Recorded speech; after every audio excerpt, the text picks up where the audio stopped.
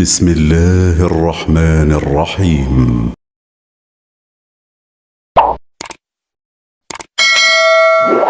Bismillahirrahmanirrahim. Assalamualaikum warahmatullahi wabarakatuh.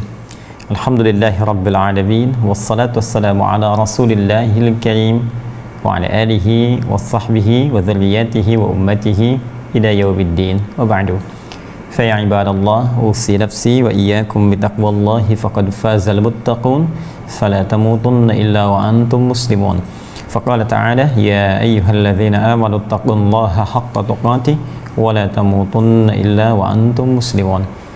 Saudara-saudariku berbahagia, kita diperjumpakan kembali oleh Allah Subhanahu wa taala dalam saluran Adi Hidayat Official, pembahasan Aqsa Al-Quran Sunnah Solution.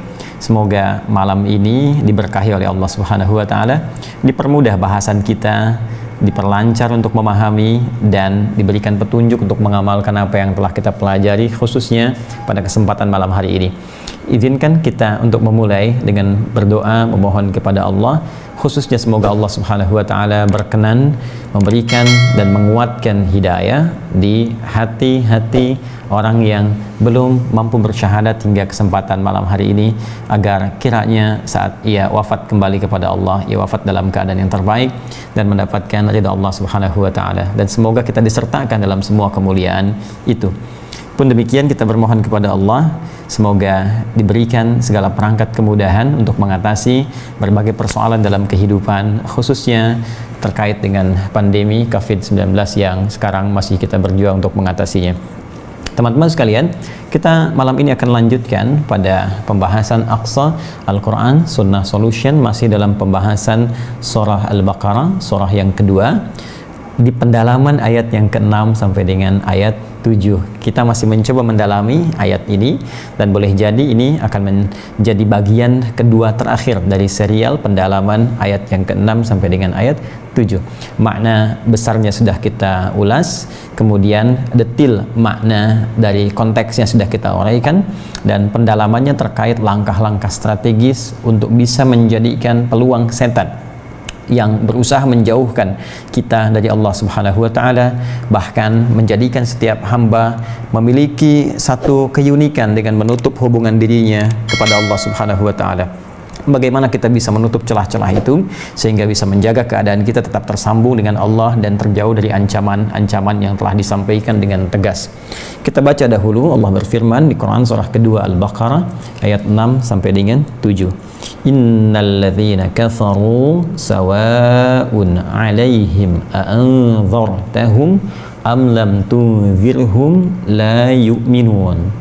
Khatamallahu 'ala qulubihim wa 'ala sam'ihim wa 'ala absarihim ghishawah wa lahum 'adzabun 'adzim. Baik, kita telah terangkan bahwa dua ayat ini ingin menjelaskan tentang klasifikasi golongan kedua dari keadaan manusia. Setelah golongan pertama, orang-orang yang beriman itu dan berusaha mengaktualisasikan imannya dengan mengerjakan nilai-nilai takwa dalam kehidupan. Kita telah uraikan itu, dan saya sangat bermohon kepada kawan-kawan sekalian, termasuk mengingatkan untuk diri pribadi, agar setiap pertemuan kita, kiranya setiap pekan kita cek kembali sejauh mana dalam setiap pekan kita bisa meningkatkan takwa di hadapan Allah Subhanahu wa taala. Karena itulah bahkan dalam setiap Jumatan pembukanya kan wasiat takwa. Ya, seringkali disitir Quran surah ketiga, surah Ali Imran ayat 102 itu. Ya ayyuhalladzina amanu taqullaha haqqa tuqatih. Hai orang-orang beriman, selalu tingkatkan takwamu kepada Allah dengan cara yang benar, dengan serius, haqqa tuqatih. Jangan di masjid kelihatan takwa, keluar dari masjid luntur takwanya. Di kantor hilang takwanya, di rumah hilang takwanya. Tidak, takwa yang benar dibawa kemanapun, di setiap tempat yang kita pijak, di setiap waktu saat kita beraktivitas. Ya, dan menjadi apapun, jadi anak-anak yang bertakwa, jadi suami bertakwa, jadi istri bertakwa, ya, jadi ayah bertakwa, pun demikian dengan ibu, demikian seterusnya. Ya, bila ada pun ya amanah kehidupan yang kita emban dengan profesi tertentu, apakah pejabatkah, pengusahakah, ustadzkah, ya, guru secara umumkah, dan sebagainya, maka spirit takwa tetap kita bawa dalam kehidupan, seperti pernah kita uraikan di pertemuan terdahulu. Ya, ciri yang pertama tentang sholatnya konsisten, ya bagaimana dia bisa berbagi dengan hartanya, meningkatkan interaksi dengan Al-Quran. Cek setiap pekan, sepekan ini berapa sudah kita khatamkan Al-Quran, ya, kemudian sholatnya berapa sudah kita tingkatkan dari sekedar fardu dengan sunnahnya, demikian seterusnya. Dan ukuran terakhirnya, ulaika ala hudan mir rabbihim wa ulaika humul muflihun. Orang yang senantiasa mengupgrade takwanya, maka apa yang Allah berikan kepada golongan ini, Allah akan selalu memberikan pendampingan dengan hidayah, dengan pedoman, dengan petunjuk, ya, yang mengiringi setiap langkah kehidupannya, sehingga langkah hidup yang ia tempuh, aktivitas yang ia kerjakan, dimanapun titian ia lakukan, selalu lekat dengan falah. Ya, wa ulaika humul muflihun. Ada kegembiraan, kesenangan, kedamaian, kesuksesan puncaknya. Nah, sekarang coba kita lihat, apakah pekerjaan yang kita lakukan merasa dinikmati, melahirkan ketenangan? Ya, jangan-jangan selama ini bekerja tapi nggak damai, tapi nggak tenang, bahkan untuk ibadah sulit. Ya, ada sesuatu yang keliru di dalamnya. Maka setiap pekan kita upgrade, sekalipun sekarang kita berada di posisi pembahasan golongan yang kedua. Nah, golongan kedua adalah antitesis, ya, paradoks dari golongan yang pertama, lawan langsung. Jika yang pertama beriman, ya, maka yang kedua adalah kufur, menutup diri dari nilai-nilai iman itu, baik secara langsung berlawanan al-kufru, ya, ataupun boleh jadi mengaku beriman, mengaku muslim, tapi pribadinya justru tindakannya bertentangan dengan klaim keislamannya. Dia menutup diri, menjauh dari Allah, bahkan mohon maaf sangat secara langsung, ya, bertentangan, bahkan menentang nilai-nilai ketaatan yang dibangun baik dalam Al-Quran ataupun Sunnah Rasulullah SAW. Ya, ada orang Islam meninggalkan salat, padahal ciri orang Islam yang bertakwa salat. Orang Islam gak mau zakat sehingga disebut dengan kafar. Ya, masih ingat ayatnya? La in syakartum la azidannakum wa la in kafartum. Ya, jadi ada beberapa pengingkaran-pengingkaran yang dia kerjakan untuk melanggar ketentuan dalam syariat sekalipun mengklaim dirinya muslim. Dan puncaknya, bahkan ada orang yang mengaku muslim, ya, mengatakan dia beriman tapi secara frontal menentang hukum-hukum yang telah Allah tetapkan dan tidak mengakui beberapa ayat-ayat bahkan yang sharih secara jelas, ya, dimaksudkan untuk hukum tertentu. Ini persoalan. Nah, kita telah jelaskan dengan detail tentang golongan ini, ya, apa yang menyebabkan mereka kemudian menjadi seperti itu, hingga Allah mengatakan sawa'un 'alaihim a'anzartahum am lam tunzirhum la yu'minun. Orang-orang yang memang berusaha menutup dirinya, memang nggak mau, ya, nggak tembus pada dirinya, ya, kamu sampaikan dengan lisanmu, telinga nggak mau dengar, tunjukkan dengan penampilanmu, mata nggak mau lihat, dan kamu ajak diskusi pun pikirannya cepat menolak, gitu kan? Ya, sawa'un 'alaihim anzartahum am lam tunzirhum la yu'minun. Ya, sama saja engkau ingatkan atau tidak, karena mereka menutup, mereka nggak mau, nggak berkenan, ya, maka sulit untuk yakin. Nah, apa yang menyebabkan mereka seperti itu? Khatamallahu ala qulubihim. Ada yang terkunci di telinganya karena hukum tertentu, terkunci kemudian, ya, nggak mau dengar, termasuk di penglihatannya, wa ada absarihim ghisyawah, ada penghalang, dan walahum adzabun azim, ya, terkunci dan terancam dengan siksa yang cukup berat. Khatamallahu ala qulubihim wa ala sam'ihim wa ala absarihim ghisyawah walahum adzabun azim. Kita telah tuntaskan bahwa persoalan terkuncinya telinga, pendengaran, penglihatan di mata dan pikiran itu disebabkan pengaruh setan yang memanfaatkan, ya, hal-hal yang mungkin terjadi di sekitaran lingkungannya, di pengaruh tempat dia beraktivitas. Karena seperti kita ulas di serial yang kedua, setan telah mengajukan proposal kepada Allah, ya, untuk menggoda setiap anak cucu Adam, memanfaatkan potensi nafsunya dan mulai mengganggu lingkungannya yang disebut dengan abawa itu yang pernah saya terangkan. Kullu mauludin yuladu 'alal fitrah. Setiap yang terlahir berada dalam keadaan fitrahnya. Ya, fitrah bisa diartikan cenderung pada ketaatan beragamanya. Quran surah ke-30 ayat 30. Fa'aqim wajhaka lid-din hanifa fitratallahi allati fataran nasa 'alaiha. Maka tegakkan dirimu, hadapkan sepenuhnya patuh pada ketentuan din yang benar. Yaitulah fitrah yang telah Allah tetapkan pada setiap manusia. Jadi fitrah manusia itu cenderung mengikuti ketentuan agama. Di antara ketentuan agama itu menjunjung tinggi nilai-nilai kebenaran. Ya, karena itu seseorang yang mengatakan belum beriman pun hatinya akan cenderung pada kebenaran. Silahkan Anda cek, cukup menjadi manusia, maka hatinya akan membawa Anda pada kebenaran dan menolak satu hal keburukan. Ya, kalau ada dusta, hati pasti menolak. Kalau ada sombong, hati pasti menolak. Karena kecenderungan hati itu fitrahnya cenderung pada nilai-nilai kebaikan dan kebenaran. Dan konsepsi kebaikan dan kebenaran itu bingkainya, frame-nya adalah din, agama. Dan din yang memiliki nilai-nilai tadi dengan ketentuan yang telah diuji kebenarannya, ya, itu adalah Islam. Sehingga Allah kemudian langsung berikan statement di Quran surah ketiga ayat 19, inna dina indallahil Islam. Dan sampai sekarang pun masih diperkenankan setiap orang untuk bisa mengkaji. Silahkan kaji dalam Islam, riset lagi, baca, pahami ayatnya, petunjuknya, dan seterusnya. Nah, kembali pada persoalan kita, setan memanfaatkan lingkungan tempat beraktivitas, yang dalam lingkungan ini ada 3-4 faktor yang dimanfaatkan oleh setan sehingga menjadikan manusia menutup diri. Masih ingat di pertemuan yang lalu kita coba kaitkan di ayat yang ke-6 surah Al-Baqarah ini dengan ayat ke-10 di surah Ali Imran. Di ayat yang ke-6 Al-Baqarah Allah berfirman, innal ladzina kafaru, ya, sawa'un 'alaihim anzartahum am lam tunzirhum la yu'minun. Dibuka dengan innal ladzina kafaru. Di ayat yang ke-10 pun dibuka dengan kalimat yang serupa, innal ladzina kafaru lan tughniya anhum amwaluhum wala auladuhum minallahi syai'a wa ulaika hum waqudun nar. Sungguh orang-orang yang ingkar, menutup dirinya dari hubungannya dengan Allah Subhanahu wa taala, tak akan mampu, ya, kekayaannya, ya, amwaluhum wala auladuhum, dan investasi anak-anak didikannya untuk menyelamatkan dia dari ancaman Allah di akhirat kelak. Ya, amwal jamak dari kata mal dengan 3 turunan utama yang bagian satunya telah kita tuntaskan di pertemuan yang lalu. Mal bisa diartikan dengan harta benda. Ya, harta benda. Kenapa harta disebut mal? Dari kata mala yamilu, ada yang menyebutkan demikian, mailan, ya, dan karakteristik yang menjadi mal isimnya condong, cenderung, doyong. Ya, karena orang cenderung untuk memilikinya, lupa karena cenderung mengejar harta, lupa dengan tuntunan ibadah. Ya, saya sering contohkan, ada orang yang tega meninggalkan sholat demi mengejar materi tertentu, ya kan? Karena rapat ditinggal sholatnya, karena proyek tertentu ditinggal Jumatnya, lalai dari bacaan Qurannya, demikian seterusnya. Apa tujuan utamanya? Malun, harta benda.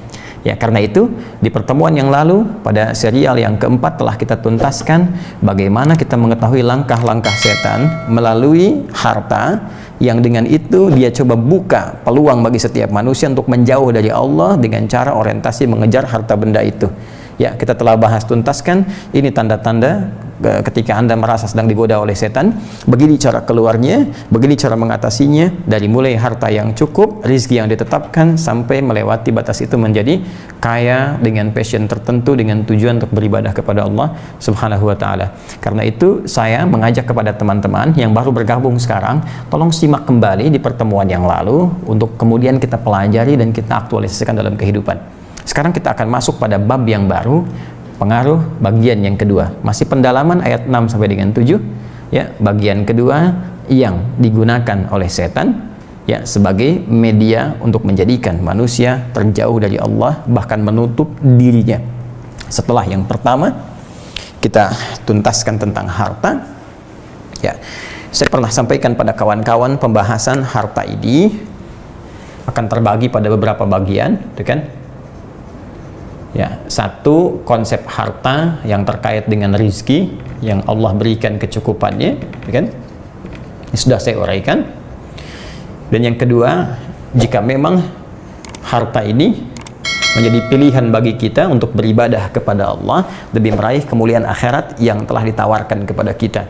Ya, kalau yang ini telah kita tuntaskan Quran, ya, surah ke-51 ayat 22 itu.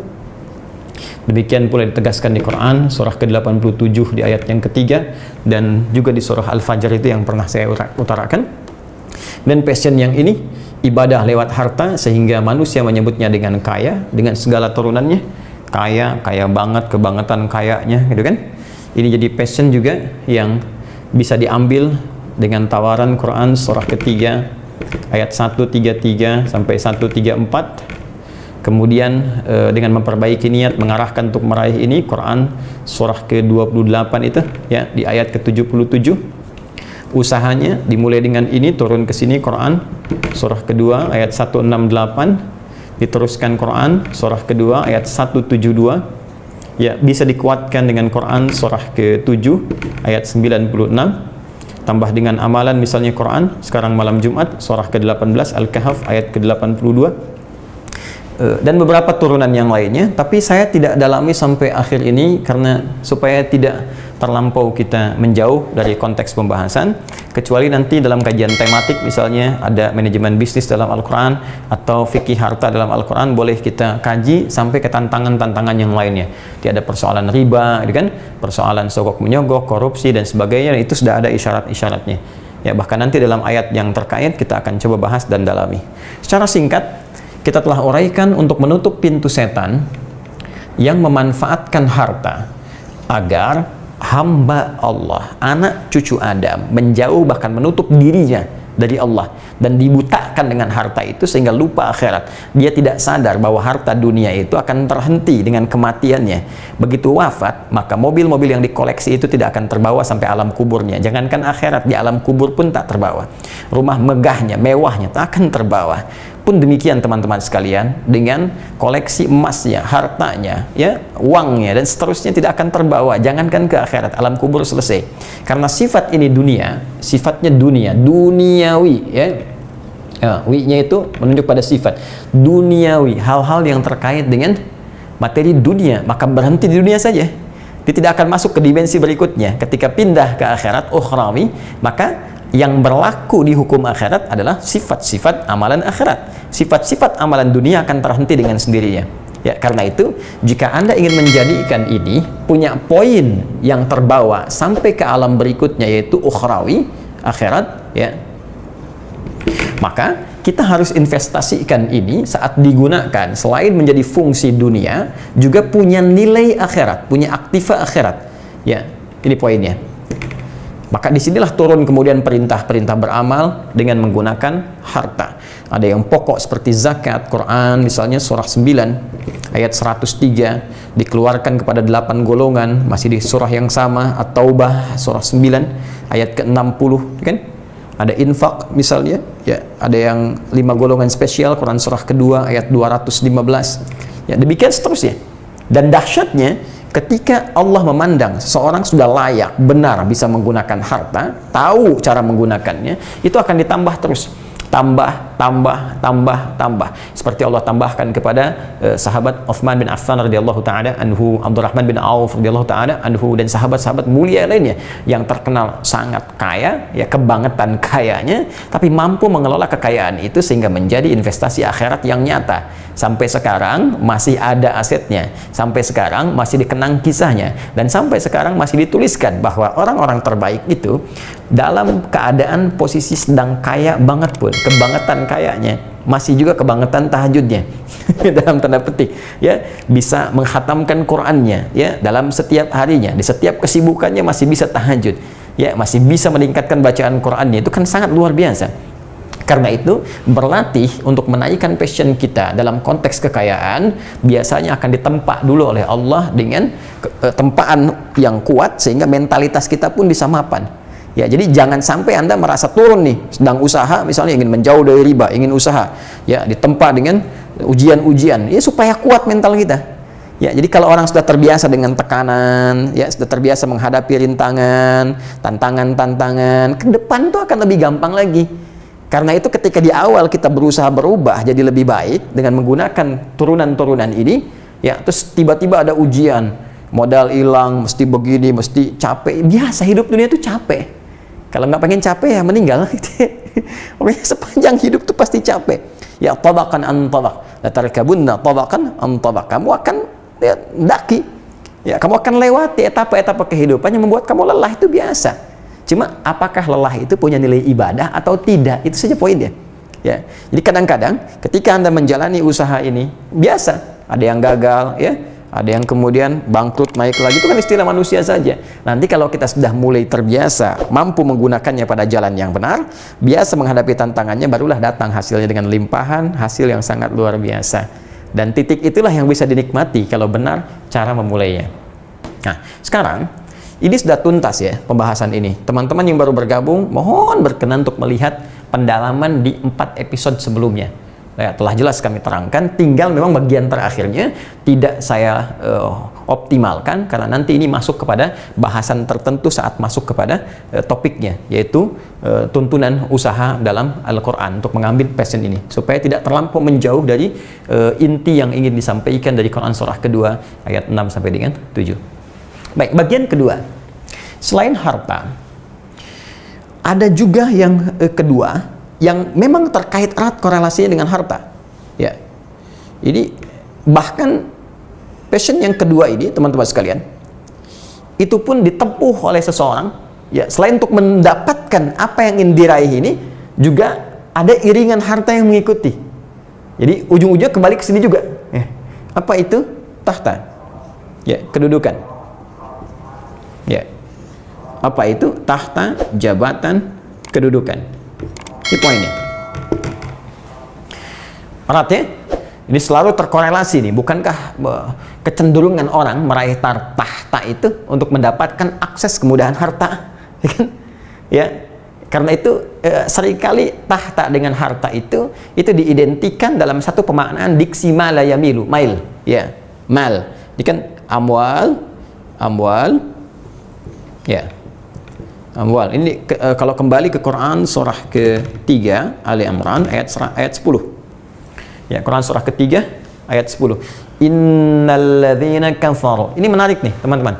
Jadi kalau kita buka di mushaf standar ya, standar misalnya, yang mungkin boleh jadi akan sedikit berbeda, tapi kalau kembali kepada ukuran yang standar, ini akan ditemukan posisi yang sama. Al-Baqarah ayat 6 dengan kalimat innalladzina kafaru itu berada di sebelah kanan paling atas, pojok. Nah, Ali Imran ayat 10 pun paling kanan sebelah atas.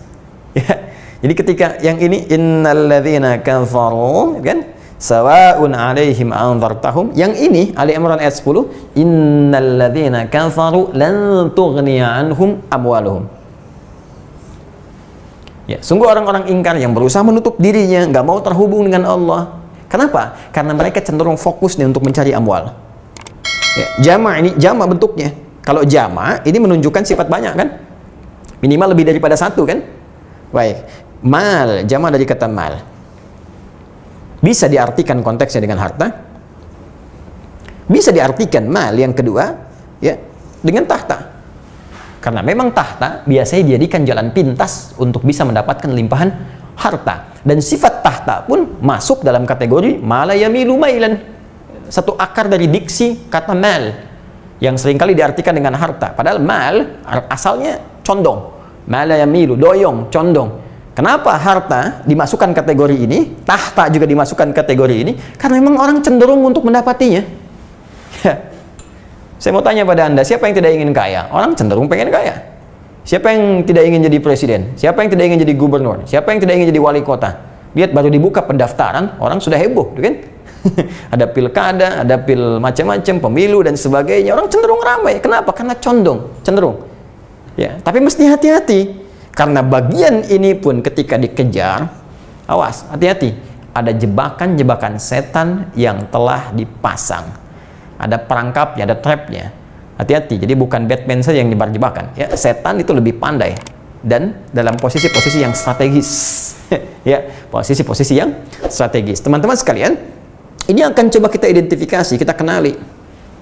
Seperti apa jebakan yang dipasang oleh setan sehingga bisa menjerumuskan orang karena mengejar tahta, dia lupa dengan ketentuan Allah sang pemilik segala kedudukan.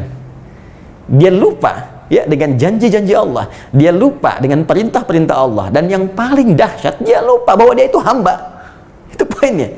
Di setinggi-tingginya kedudukan di dunia tetap tidak bisa menghilangkan identitasnya sebagai hamba di hadapan Allah. Ya, itu tahta, jabatan, dunia saja. Saya katakan sekali lagi, hukum dunia mengatakan hilang dunianya, selesai ya segala nilainya. Di tahta yang melekat pada setiap gelar yang hadir dalam kehidupan dunia, begitu wafat tinggal dunia, ya telah meninggal dunia, meninggalkan dunia, maka hilang pula gelarnya, selesai, masuk ke alam kubur sama semua. Tinggal bekalnya, punya nilai nggak tahta ini untuk bekal akhiratnya? Ini poinnya. Ya, seperti harta punya amalan-amalan yang jika dikerjakan membawa nilai akhirat, ini nanti akan jadi bekal, pun demikian dengan tahta. Nah, sekarang kita akan kenali seperti apa jebakan yang dipasang oleh setan. Siapa di antara orang-orang yang pernah kena jebakan ini di masa lalu dan diabadikan oleh Al-Quran supaya kita waspada, jangan sampai seperti ini. Kalau passion Anda ingin mendapati ini, maka begini caranya, hati-hati dengan ini jalan keluarnya, seperti ini cara kembalinya, dan begini cara menggunakannya. Nah, bagaimana Al-Quran memberikan pedoman-pedoman yang baik, dan ini akan relevan Ya, saat ini ada musim-musim pilkada, saat ini juga ada keinginan orang-orang untuk menjadi mendapat gelar tertentu, jabatan tertentu, maka seperti apa? Al-Quran memberikan gambaran. Kita akan lanjutkan ini setelah menunaikan sholat Isya berjamaah dengan izin Allah Subhanahu wa taala. Subhanakallahumma wa bihamdika asyhadu an la ilaha illa anta astaghfiruka wa atubu ilaik. Assalamualaikum warahmatullahi wabarakatuh. Bismillahirrahmanirrahim. Assalamualaikum warahmatullahi wabarakatuh. Alhamdulillah wassalatu wassalamu ala Rasulillah wa ala alihi wasahbihi wa man walah wa ba'du. Saudara-saudariku, bersyukur pada Allah Subhanahu wa taala kita telah diberi kesempatan untuk menunaikan salat Isya berjamaah beserta amalan sunnahnya. Semoga salat yang telah kita tunaikan berkenan diterima oleh Allah Subhanahu wa taala. Pun demikian, kita turut mendoakan pada saudara-saudari kita yang akan memasuki waktu salat. Ya, khususnya di belahan wilayah dunia yang tersambung saat ini bersama kita, yang bahkan secara perbedaan waktu belum memasuki waktu Isya.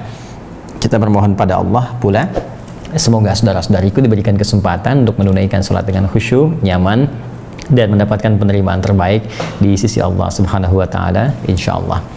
Baik, kita akan mencoba melanjutkan kajian kita masih dalam pendalaman surah kedua Al-Baqarah pada ayat yang ke-6 sampai dengan ke-7, serial yang kelima untuk kategori tahta. Ya, tahta yang dimanfaatkan oleh setan pada diri anak cucu Adam untuk menjauh dari Allah Subhanahu wa taala, bahkan menutup dirinya sehingga tidak terkoneksi dengan Allah dan lalai dengan kematian yang boleh jadi tidak mampu mengantarkan ia dalam kehidupan yang bahagia saat masuk di alam kuburnya. Mari secara cepat kita teruskan kembali. Ketika Allah Subhanahu wa taala menguraikan di Quran surah kedua ayat yang ke-6 dengan kalimat yang tegas bahwa sungguh ditegaskan orang-orang yang menutup diri itu dari segala petunjuk Allah, dari segala cahaya, karena kuatnya penutupan dirinya itu, maka ia sulit diingatkan. Sama saja engkau mau ingatkan ia dengan pandanganmu, ya, dengan tampilanmu, maka ada penghalang di matanya. Kau ingatkan ia dengan nasihat-nasihat pada suaramu, ada penutup di telinga, di pendengarannya. Engkau ajak ia berdiskusi, ada sekat di dalam pikirannya, sehingga sulit baginya untuk mengikuti seruanmu. Bahkan pun demikian, solusi terakhirnya, ya, ada ancaman dari Allah Subhanahu wa taala yang dengan itu barangkali hatinya tergugah. Nah, kita mesti lihat apa yang menyebabkan mereka semua kemudian menjauh dari Allah. Ya, ada potensi ini yang dimanfaatkan oleh setan. Sebab pertama, harta yang mengiringi aktivitas dunianya telah kita selesaikan. Kemudian harta dari sini masuk kepada tahta bagian kedua, dan ini tadi telah kita ulas, ya, sebagian menjelang penunaian sholat Isya. Teman-teman sekalian, seperti kita telah tegaskan tadi bahwa di antara penjelas dari Quran surah kedua ayat yang ke-6 adalah turunnya Quran surah ketiga Ali Imran ayat yang ke-10 untuk memberikan isyarat yang tajam sekali terkait berkelindahan dengan Quran surah kedua ayat yang ke-6 tadi. Allah berfirman di Quran surah ketiga Ali Imran, Ali, ya, bukan al, ya, ingat, bukan al, tapi Ali Imran, surah Ali. Kalau nggak pakai surah, Alu Imran, Imran, ya. Jadi begini tulisannya. Kalau al, ini begini, alif lam, ya. Kalau di tajwid ada syamsiyah, ada qamariyah. Kalau di nahwu ada alif lam ta'rif ma'rifah, ada alif lam istighraq, ya. Nah, ini kalau ditambahkan begini, al jadi alun, artinya keluarga. Nanti ada beberapa nama yang dikhususkan untuk keluarga. Lain waktu kita bahas kalau sudah masuk kepada termnya. Ya, ada ailah, satu, ada usrah, dua, ya, ada lagi alun, tiga, ada ahlun, empat. Setiap diksinya punya penekanan berbeda. Boleh nanti boleh jadi nanti dalam episode sitama, ya, serupa tapi tak sama, mungkin bisa kita kaji ini. Kita teruskan. Surah ketiga Ali Imran ayat yang ke-10. Innalladzina kafaru, dengan diksi yang serupa tapi penekanan yang berbeda. Di tafsir, ingat ya, penjelas yang mirip-mirip, kata yang serupa, itu tidak ada pengulangan dalam Al-Quran. Yang ada adalah taksisan li maknan jadid, penegas kepada makna yang baru. Inilah keunggulan Al-Quran. Sekalipun diksinya terlihat serupa, tapi ternyata maknanya beda dengan yang sebelumnya. Ada penekanan pada sesuatu yang baru. Ya, kenapa bisa serupa dengan sebelumnya? Ada hikmah di situ. Nanti kita akan lihat. Ya, bisa jadi bermakna taukid, penguat pada yang telah disampaikan dengan penekanan pada makna yang baru. Itu yang sulit ditemukan dalam untayan-untayan kalimat biasa. Kalau bukan firman Allah, mustahil mendapatkan uraian yang singkat, padat, jelas, bermakna, lugas, dan tajam, terpercaya. Baik, saya izin hapuskan dulu ini untuk bisa memberikan ilustrasi lebih dalam. Allah berfirman, innal ladzina kafaru lan tughniya anhum amwaluhum. Sungguh orang-orang yang menutup dirinya sampai ingkar dari Allah Subhanahu wa taala, maka segala hal yang telah ia kumpulkan, ia cari, ia dapatkan, ia agungkan, ia banggakan. Amwal jamak dari kata mal, bisa harta, bisa pula tahta. Tadi telah saya uraikan sebelum Isya, mohon Anda menyimak kembali ya. Bahkan pencarian terhadap harta, jabatan, kedudukan ini boleh jadi kecenderungannya juga menjadi wasilah untuk bisa mengumpulkan harta benda, karena ini terkait berkelindan ya. Kata Allah, lan tughniya anhum amwaluhum ya. Maka semua ini termasuk harta tidak akan pernah bisa menolong Anda ya, bisa membebaskan Anda, termasuk investasi keturunan Anda, wa auladuhum ya. Anda siapkan dengan harta, dengan tahta. Ini menarik nih syarat di Qur'annya. Ada kecenderungan kalau orang sudah sukses dengan harta, maka ia akan wariskan kesuksesan dengan harta itu pada anak keturunannya. Anda punya misalnya perusahaan sudah bercabang, sukses, banyak hartanya, maka ada kecenderungan pemilik harta ini untuk diteruskan ya oleh anak keturunannya. Maka perusahaan A dipimpin oleh anaknya, B dipimpin oleh misalnya adik dari anaknya, demikian seterusnya. Nah, ini ada kecenderungan ya. Tapi Allah kemudian tegaskan, jika semua itu memang hanya didesain untuk kepentingan dunia saja, maka selesai dunia. Baik Anda ataupun aktiva anak cucu Anda dan aset yang dikumpulkan dari perusahaan 7 turunan bahkan lebih yang telah Anda siapkan tak akan mampu menolong Anda di hadapan Allah Subhanahu wa taala ketika Anda memutus hubungan Anda dengan Allah. Ya. Anda putus hubungan dengan manusia pun sulit terkoneksi. Anda putus hubungan dengan Allah, apa masih Anda berharap mendapatkan rahmatnya? Baik ya. Pun demikian, ini yang menarik. Tahta juga demikian. Orang yang kecenderungan telah mendapatkan posisi yang sangat nyaman dengan kedudukannya, jabatannya, maka ada keinginan untuk mewariskan kepada anak keturunannya supaya naik. Ya, ini dapatkan posisi ini, dapatkan posisi itu. Yaitu ada kecenderungan, ya, isyarat di ayat ini bahwa potensi-potensi itu bisa hadir. Ya, bisa sah dilakukan kalau benar muaranya, bisa bencana jika itu terjadi tanpa bimbingan. Karena setan itu selalu tajam melihat peluang untuk bisa memanfaatkan sehingga orang-orang terjauh dan terputus hubungannya dengan Allah Subhanahu wa ta'ala. Kejahatan bisa terjadi, bukan hanya ada pelakunya, tapi peluang sekecil apapun yang dimanfaatkan oleh setan untuk meniti itu. Nah, karena itu teman-teman sekalian, mari kita lihat dari mana potensi tahta ini, kedudukan ini bisa membuat orang kufur. Ya, ya? Karena kan kafara ini, masih ingat kata dasarnya dulu yang pernah kita kaji? Innal ladzina kafaru, ini bentuk jamaknya, asalnya dari kafara. Ya, kafara yakfuru. Cover. Dan diambil dalam bahasa Inggris cover. Ya, the book is covered by apa? Saya buku ini tertutupi, ya. Di cover, tertutup. Sudah kita bahas itu. Kalau kita tasrif, ya, derivasinya kita munculkan kafara yakfuru, ya, kufran wa kafran fa huwa kafir, ya. Kafara yakfuru, yakfuru, yakfuru, yakfur, dia menutup diri, ya kan? Takfur, kamu menutup diri.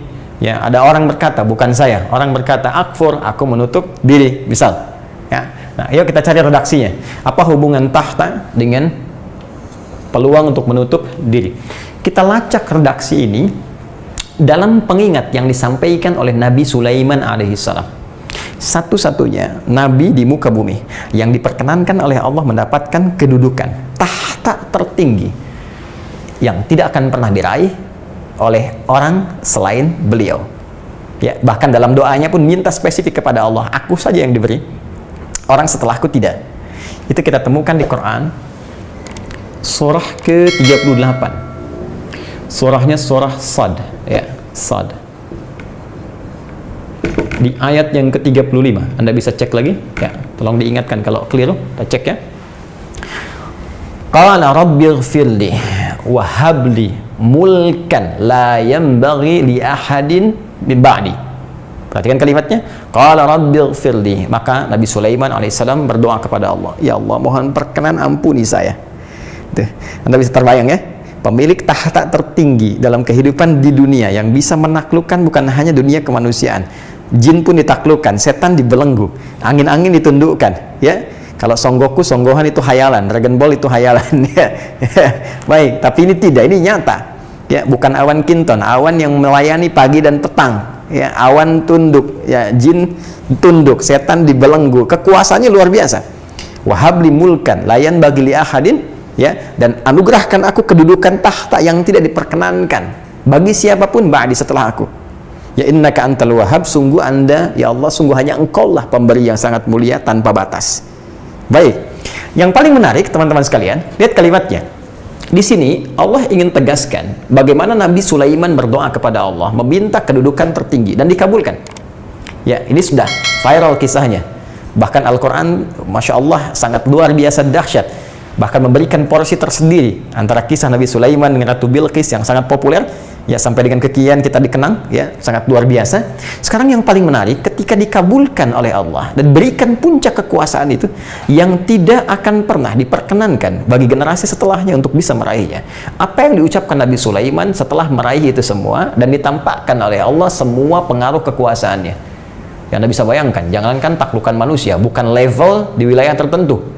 Ya, saya tinggal di Bekasi, bukan level Bekasi, ya, bukan level Jawa Barat, bukan level Jawa, bukan level Indonesia, bukan level Asia, ya, bukan sekedar dunia dengan semua manusianya, tapi udah lewat batas itu, jin, bahkan dengan segala alamnya, bahkan binatang, bahkan bisa mendengar suara binatang, bahkan semut pun terdengar suaranya. Anda sangat paham dengan kisahnya.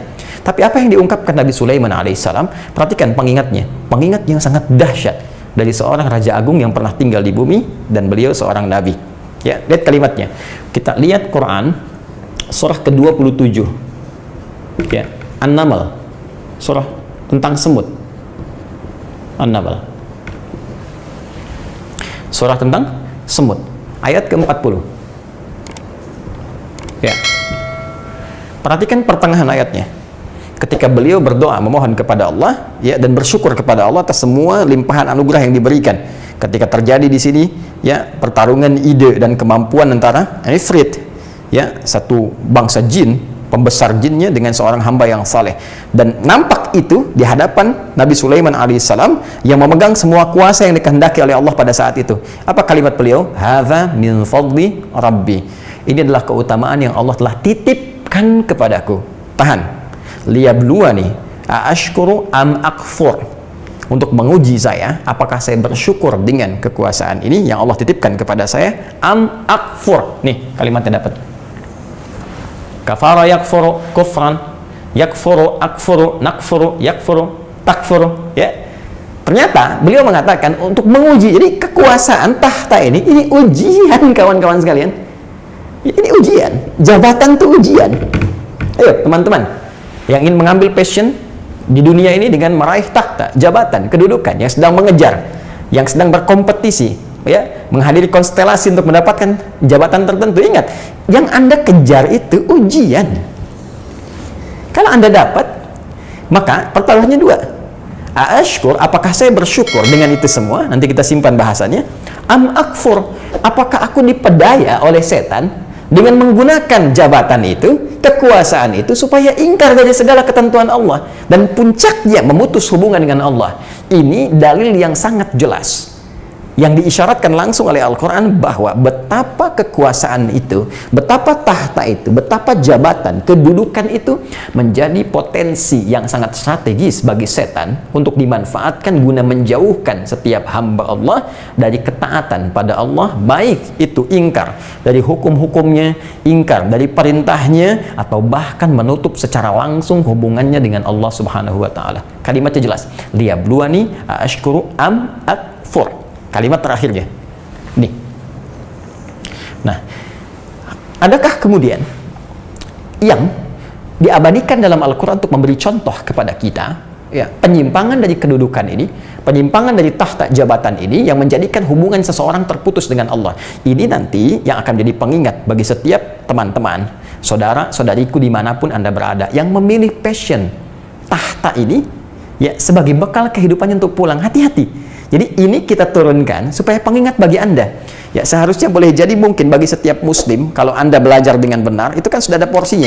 Saya sering sampaikan, cuman dalam Islam, ya, yang punya pedoman yang sangat lengkap, komprehensif, Dari masalah yang paling sederhana sampai persoalan yang paling kompleks. Dan setiap passion itu ada petunjuknya. Ada petunjuknya. Termasuk ketika Anda memilih misalnya, dengan passion ini saya ingin ambil tahta, ambil kedudukan, ambil jabatan. Apa pedomannya? Ya, jelas dari mulai petunjuk ini yang harus dikerjakan sampai juga penjelas ini tantangan yang akan dihadapi. Hati-hati kamu akan hadapi ini. Jika Quran sudah mengatakan demikian, pasti terjadi. Ya, saya sering katakan, yang membuat sesuatu akan lebih paham dengan ciptaannya. Anda membuat mobil, Anda mengerti tentang mobil yang Anda buat. Anda bikin handphone, sangat paham dengan handphone yang telah Anda buat. Allah menciptakan kita manusia, sangat mengerti dengan keadaan yang terjadi pada setiap manusia. Dari sebelum ada, sedang ada, sampai berakhir kehidupannya. Dan semua yang terkait dengannya. Sangat dipahami. Sekarang pencipta kita menyampaikan informasi, dan ini informasi yang paling otentik, paling valid. Anda mencari dimanapun tidak akan ditemukan seakurat ini. Perhatikan kalimatnya. Ya. Baik, sekarang kita akan gali.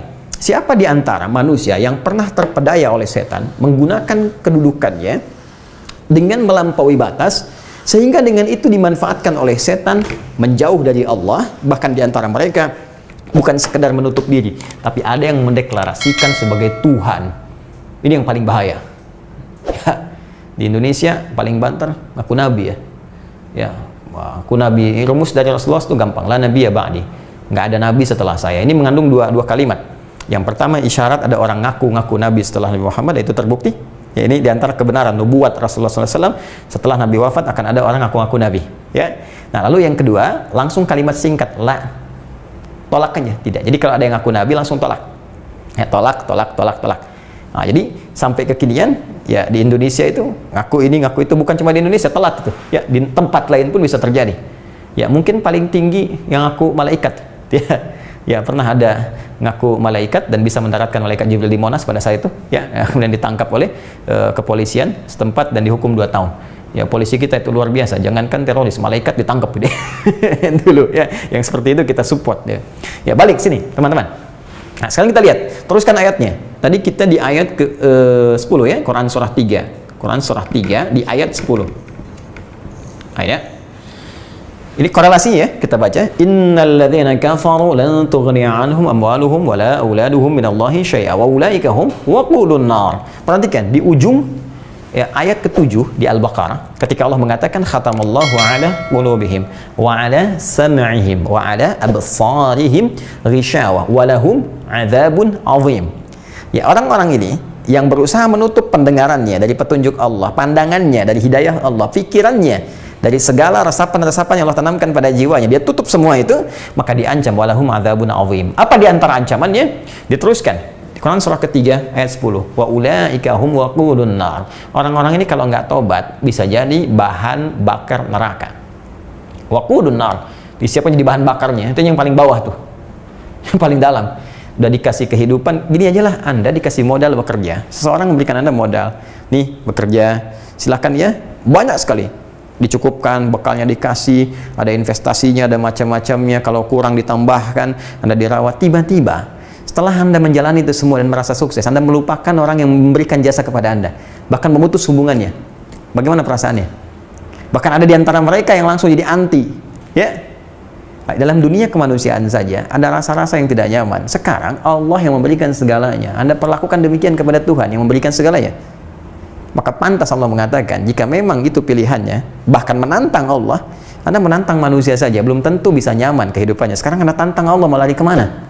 Ya, pulang ke akhirat. Wa ulaika hum waqudun nar. Makanya di Al-Baqarah ayat ke-7 dijanjikan walahum adzabun azim, mereka akan mendapatkan siksa yang dahsyat. Apa di antara dahsyatnya? Jadi bara api neraka.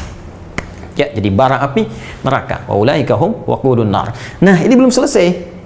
Ayat 11-nya, ayat 10. Ayat 11-nya ini ayat 10, ayat 11-nya langsung diberi contoh. Siapa di antara manusia yang pernah kemudian secara dahsyat menyimpang dari ketentuan Allah, menutup dirinya dan disiapkan jadi bara api neraka.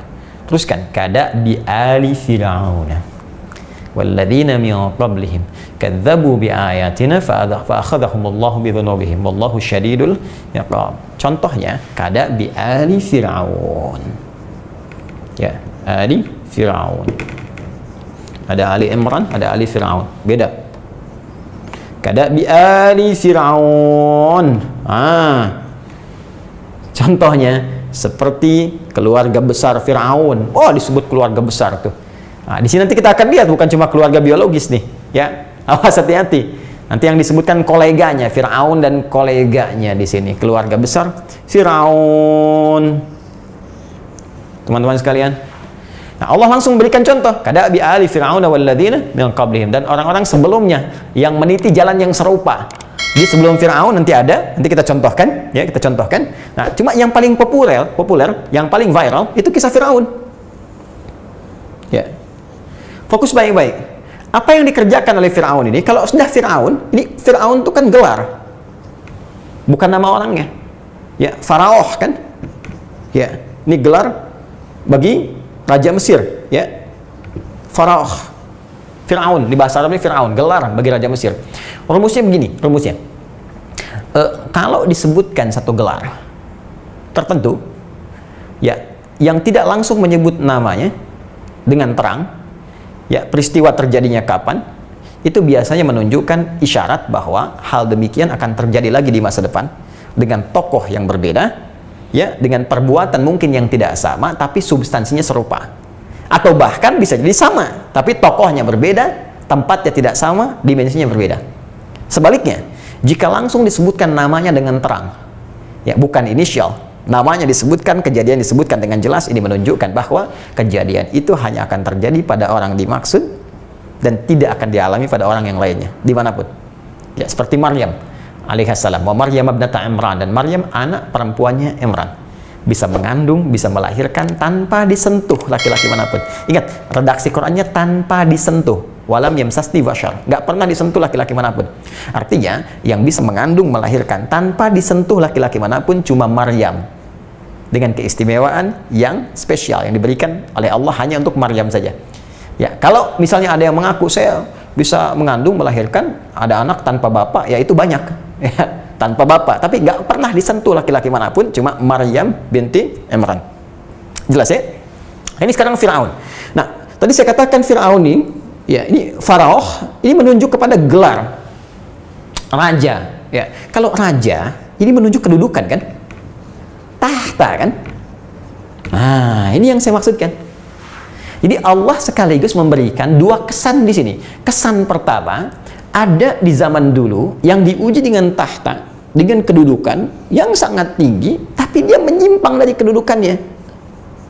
Sekaligus memberi pesan bahwa boleh jadi di masa depan ada orang-orang mendapat amanah serupa, kedudukan, tahta, jabatan. Jangan diikuti tipikal ini, bisa berbahaya. Ancaman terdahsyatnya jadi bara neraka. Ya, ancaman terdahsyatnya siksa yang berlipat. Dan semua akan pulang. Tunjukkan pada saya di mana penguasa-penguasa yang pernah hadir di bumi yang hidup sampai saat ini. Semua wafat. Ya, Firaun, Namrud dan sebagainya, ataupun yang soleh-soleh ada banyak. Nabi Sulaiman yang paling populer, itu kan Dzulkarnain yang paling populer, pemilik timur dan barat, meninggal juga. Kisahnya abadi. Tinggal Anda ingin menuliskan kesan apa? Apakah soleh atau salah? Sejarah selalu mencatat setiap titik perbuatan manusia hanya bisa dikenang dengan dua kriteria. Tuliskan yang terbaik, ya, dengan nilai-nilai yang saleh, atau tuliskan yang terburuk dengan nilai-nilai yang salah. Tergantung bagaimana Anda ingin dikenang. Tapi kenangan bukan hanya sekadar hadir di dunia, tapi menjadi bagian yang dipertanggungjawabkan di hadapan Allah ketika pulang ke akhirat nanti dengan segala perjanjian yang telah disepakati. Saleh mendapatkan bagian rahmat, salah mendapatkan janji azab. Bahkan di antara azab itu ada yang menjadikan sebagai bahan bakar neraka. Nah, jadi ini poinnya. Nah, sekarang kita lihat apa yang dilakukan oleh Firaun ini, ya, sehingga diberikan ancaman yang dahsyat oleh Allah, bahkan dijadikan model yang utuh. Ini bukan cuma kisahnya, jasadnya. Anda bayangkan, ini kalau sudah melihat jasad dan tahu kisahnya, ya, masih diikuti juga. Ini keterlaluan ini. Saya tidak tahu istilah apa yang harus diungkapkan. Ya, Anda kan kalau diberi contoh, ini kisahnya. Oh, kisahnya. Dikasih referensinya, ini referensinya, Anda yakin. Setelah itu, hakul yakin. Ya, diperlihatkan langsung. Ini loh, jasadnya. Dia utuh, masih ada, masih bisa diamati, melewati setiap abad. Nampak masih belum yakin juga dengan cara apa lagi itu. Mesti diingatkan. Ya. Nah, teruskan. Sekarang kita lihat bagaimana kesan yang ditampilkan oleh Al-Quran tentang Firaun ini. Seperti apa penyimpangannya. Jadi teman-teman gini, penyimpangan tahta, kekuasaan jabatan, itu bahasa Arabnya disebut dengan togha namanya. Ya, togha. Tagha. Penyimpangan dari harta disebut bagha namanya. Kemarin tak belajar harta kan? Nah, kalau hartanya digunakan pada hal yang tidak dikehendaki oleh Allah Subhanahu wa taala, pakai beli minuman keras, kan? Pakai miras santika, pakai beli narkotika, pakai beli sabu, pakai beli ganja macam-macam, ya, dipakai untuk korupsi, dipakai untuk nyogok macam-macam, itu tidak dikehendaki. Penyimpangan lewat harta disebut bagha. Karena itu Qarun, ya ini semasa dengan Firaun, nanti saya terangkan di akhir. Ketika Qarun menyimpang, ya, dengan menggunakan harta pada hal yang tidak dikehendaki Allah, disebut penyimpangannya dengan bagha. Ya, buka Quran surah ke-28 Al-Qasas. Al-Qasas di ayat ke-76, ya, paling kiri agak sedikit ke bawah. Inna Qaruna kana min qaumi Musa. Inna Qaruna, sungguh Qarun itu kana min qaumi Musa, termasuk dari kaumnya Nabi Musa alaihissalam. Jadi hidup di zaman Musa. Fabagha alaihim. Bagha tuh. Maka dia menyimpang dengan hartanya. Nah, ini penyimpangan harta disebut bagha. Penyimpangan tahta, kedudukan, membuat kebijakan-kebijakan, ya, yang menyimpang dari nilai-nilai kebenaran atau secara langsung melanggar ketentuan Allah atau memutus hubungan dengan Allah, itu disebut dengan tagha. Karena itu Fir'aun, ya, laknatullah alaih, itu disebutkan oleh Al-Quran penyimpangannya dengan tagha. Buka misalnya Quran surah ke-79 An-Nazi'at. Dicek lagi teman-teman. An-Nazi'at, ya, wan-nazi'atil gharqa dan seterusnya. Lihat ayat ke-17. Ketika Nabi Musa alaihissalam diperintahkan untuk berdakwah kepada Fir'aun, ya, apa kalimatnya? Idhhab ila fir'auna innahu tagha. Faqul hal laka ila an tazakka wa ahdiyaka ila rabbika fatakhsha. Ya, fa'arahu ayatul kubra, fahasyara fanada dan seterusnya. Faqala ana rabbukumul a'la. Ini yang paling bahaya. Ini tagha, menyimpang. Dan penyimpangannya nggak main-main. Bahkan dia mengklaim sebagai Tuhan. Ya, tadi saya katakan orang sekarang paling banter ngaku nabi, sebagian malaikat. Ini Tuhan. Faqala ana rabbukumul a'la. Ya, saya Tuhan kalian yang paling besar. Tuhan kalian yang paling agung, Firaun. Nah, tapi yang mau saya tegaskan, perhatikan baik-baik. Apa yang terjadi dengan ini semua? Ini dimanfaatkan oleh setan untuk memutus hubungan dengan Allah Subhanahu wa taala. Dia mengaku Tuhan. Satu. Ya. Yang kedua, tagha, dia mulai menyimpang. Apa tindakan penyimpangannya? Dengan berbuat zalim. Ya. Zalim itu sebetulnya bahasa standar, ya, menempatkan sesuatu bukan pada tempatnya. Itu zalim. Karena itu zalim menjadi makna yang luas, tergantung, ya, dalam konteks apa yang dipahami. Ya, harta bisa zalim, kekuasaan, kedudukan bisa zalim. Bahkan penghafal Quran bisa zalim, ada. Yaitu di Quran surah ke-35, ya, ayat 32. Tsumma awratsnal kitaba alladzina istafaina min ibadina. Kami wariskan Al-Quran pada hamba-hamba terpilih. Cuma sayang, wa minhum zalimun li nafsihi. Ada orang yang zalim, hafal Quran zalim. Zalim itu asalnya menempatkan sesuatu bukan pada tempatnya.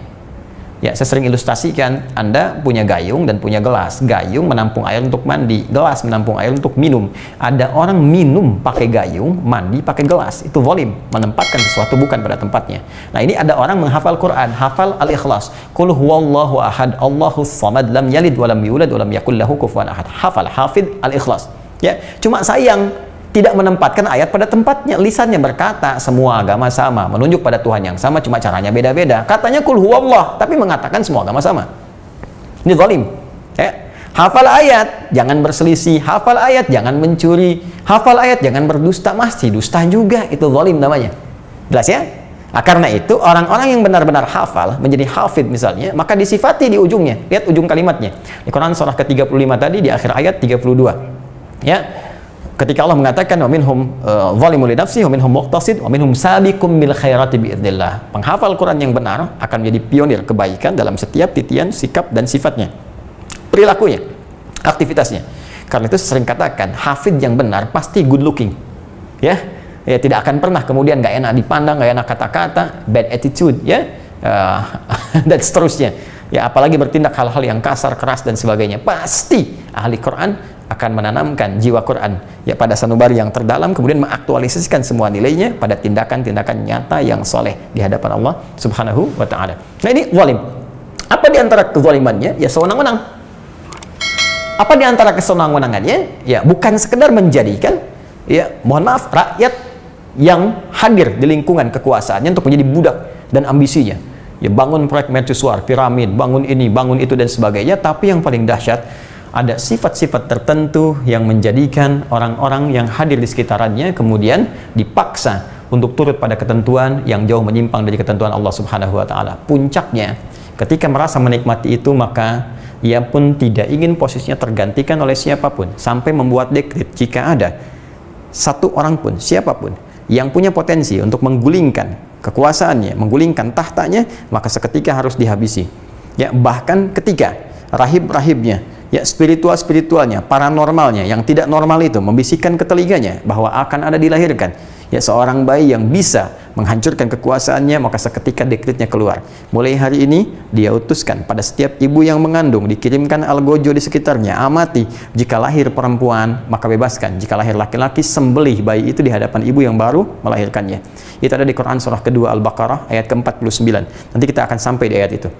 Ya, wa idz najainakum min ali fir'aun yasumunakum su'al 'adzab yudzabbihuna abna'akum wa yastahyuna nisa'akum. Ya, dan ingatlah, pelajari ketika kami menyelamatkan kalian dari kekejaman Firaun dan koleganya, ya, yang mengamati setiap ibu yang tengah mengandung. Ketika lahir perempuan dia bebaskan, ketika laki-laki sembelih di hadapan ibu yang baru melahirkannya. Ini penyimpangan kekuasaan yang dibangun lewat harta sampai mengaku diri sebagai puncak dari kekuasaan, bahkan mengklaim diri sebagai Tuhan. Ya, tapi poinnya bukan di sini. Poinnya adalah penyimpangan yang dibangun dari kekuasaan itu sehingga menjadikan dirinya atau memengaruhi orang-orang untuk kufur kepada Allah Subhanahu wa taala. Ya, melarang orang untuk sholat misalnya, melarang orang untuk baca Al-Quran misalnya, melarang orang untuk mendekat kepada Allah, membatasi orang-orang untuk berkhidmat kepada Allah, menjauhkan dari kebenaran, ya, mempertahankan kekuasaan dengan cara yang tidak benar. Ini hal-hal demikian penting diingatkan. Jika terjadi itu artinya ada setan yang tengah bermain di sekitaran. Ada bisikan-bisikan buruk. Maka sarannya langsung diberikan oleh Al-Quran. Indah sekali, tinggalkan. Ya, tinggalkan. Jauhi perilaku itu. Karena Anda punya pilihan. Ketika Allah amanahkan kepada Anda nilai-nilai kekuasaan, tahta, kedudukan, Anda punya pilihan. Dua pilihannya. Dan dengan itu Anda akan dikenang saleh, salah. Jika Anda bisa memilih menjadi pejabat yang saleh, kenapa harus memilih langkah yang salah? Ya, sudah ada Firaun yang tenggelam. Jangan sampai Anda menenggelamkan diri sendiri. Karena kekuatan Anda nggak seperti Firaun. Piramid apa yang telah Anda bangun? Karya apa yang telah Anda persembahkan? Nggak ada tandingannya. Firaun zaman Nabi Musa kurang lebih 2000 tahun ke Nabi Muhammad. Dari Nabi Muhammad ke kita itu sudah 15 abad, 1500 tahun ke kita. 1500 tambah 2000, 3500 tahun. Piramid Firaun masih bertahan. Anda karya apa yang dibangun? Ya, gempa sekali terjadi, hancur rusak. Apa yang telah Anda bikin? Ya, dikirimkan badai, selesai. Apa yang telah Anda buat? Lalu Anda ingin ikuti caranya? Tertinggal jauh. Dahsyat apa? Sebelum Firaun ada Namrud. Ya, bahkan menantang Nabi Ibrahim alaihissalam, mengaku sebagai Tuhan.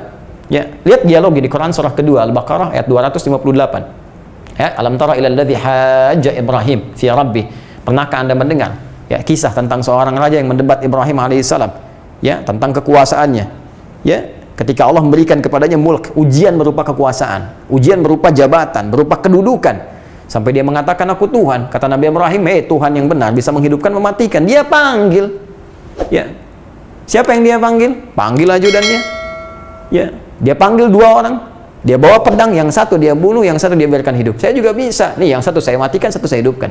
Kata Nabi Ibrahim, Tuhan yang benar bisa menjadikan matahari terbit di timur, terbenam di barat. Kalau Anda memang Tuhan, sekarang balikan, terbitkan di barat, terbenamkan di timur. Fabuhital ladzi kafar. Lihat kalimatnya, fabuhital ladzi kafar, maka terdiamlah orang yang sedang tertutup ini, kafar. Nih. Jadi memang kekuasaan itu kalau tidak bisa dimanage dengan benar, ya, tidak diikuti petunjuk dengan benar, akan dimanfaatkan oleh setan untuk menutup segala peluang-peluang kebaikan. Jika memang peluang hidayah tidak diambil, ini yang paling berbahaya. Ancamannya nyata, teman-teman sekalian. Karena itu, nah, ini penting sebagai pelajaran, ya, supaya jadi pegangan. Nah sekarang bagaimana memanfaatkan kedudukan ini supaya benar dijalani, tertulis dengan kenangan yang indah? Kan banyak yang abadi kisahnya. Sampai sekarang bisa kita gali. Silahkan Anda cek. Banyak orang-orang dititipkan kedudukan yang kisahnya abadi sampai kini dan dikenang semuanya baik. Ya, yang paling indah kan Rasulullah Muhammad SAW. Setelah itu siapa? Abu Bakar As-Siddiq, Umar bin Khattab, Utsman bin Affan, Ali bin Abi Thalib. Semuanya baik-baik. Silahkan cek sampai dengan hari ini yang disebutkan baik aja. Umar bin Abdul Aziz baik sampai sekarang. Nggak pernah ketemu Nabi, nggak pernah berjumpa Nabi, generasinya jauh dari Nabi, tapi diikuti polanya, jadi baik sampai sekarang dikenang. Kan itu bisa jadi pilihan, ya. Itu pilihan teman-teman. Apapun yang kita ambil, ingat sifatnya tahta, kedudukan dari level terkecil pun. Misal di sistem kita misalnya, ya dari setingkat RT, RW ke atasnya misalnya ada lurah, ada camat, ada bupati atau level wali kotanya ke atas sampai ke gubernur, sampai ke presiden, ya ada level-level menterinya, ada level ke bawahnya lagi di militernya misalnya level panglima ke bawahnya lagi, ya sampai kedudukan tuh diraih. Ya, mau bintang 1, 2, 3 sampai dengan 4 ataupun menjelang ke situ, level apapun. Di perusahaan ada pimpinan dari level misalnya ya manajer sampai ke direkturnya, atau ada yang bagian komisarisnya, sepanjang itu membawa aroma tahta, ya, membawa nilai jabatan. Bahkan dituliskan dalam dunia kemanusiaan pejabat, pejabat pembuat akta tanah, pejabat ini, pejabat itu, pejabat yang memegang jabatan. Sepanjang itu melekat, maka pasti ada potensi-potensi ini. Kalau nggak percaya silahkan, akan hadir bisikan-bisikan setan di sekitaran yang membuat peluang Anda mendekat kepada Allah celahnya dipersempit. Kalau tidak tahu ilmunya, maka yang terjadi adalah menjauh dari hukum Allah Subhanahu wa taala. Ini yang paling berbahaya. Ini yang paling berbahaya. Jadi ini umum ya, ini kalimat-kalimat umum pelajaran supaya nanti kalau Anda pilih, hati-hati nih. Nanti kita rincikan apa saja kira-kira yang akan dijadikan oleh setan sebagai jebakan-jebakan untuk kita belajar. Bukan berarti tidak harus memilih passion, tidak. Kalau Anda mampu belajar, kalau perlu cita-citanya. Saya pengen jadi presiden. Ya, saya pengen jadi menteri, saya pengen jadi panglima, saya pengen jadi pengusaha sukses, saya pengen jadi pimpinan. Harus bikin cita-cita yang paling tinggi. Ya, raih itu dengan gemilang, dengan cara yang soleh, dan pelajari ini supaya tidak terjebak pada langkah yang salah. Itu poinnya. Ya, jadi sekarang kita fokus lagi. Saya hapus dulu ini, lalu kita kembalikan ke konsep dasarnya. Ya, tahan nih, tutup dulu. Bismillah. Saya harap teman-teman yang muslim ya, yang sekarang mendapat amanah jabatan, Anda bisa mengikuti dan mendapatkan referensi. Mungkin satu malam Anda bisa merenung, kan? Dan Allahu a'lam, mungkin malam itu malam terakhir dalam kehidupan. Ada peluang untuk berbuat baik dengan itu sehingga hisabnya ringan di hadapan Allah. Ya, kita belajar. Dan kita tidak mengarahkan telunjuk pada si A, si B, si C, tidak. Kita mengarahkan telunjuk pada diri kita sendiri untuk berevaluasi. Dan di sini kita belajar. Ya. Bismillah.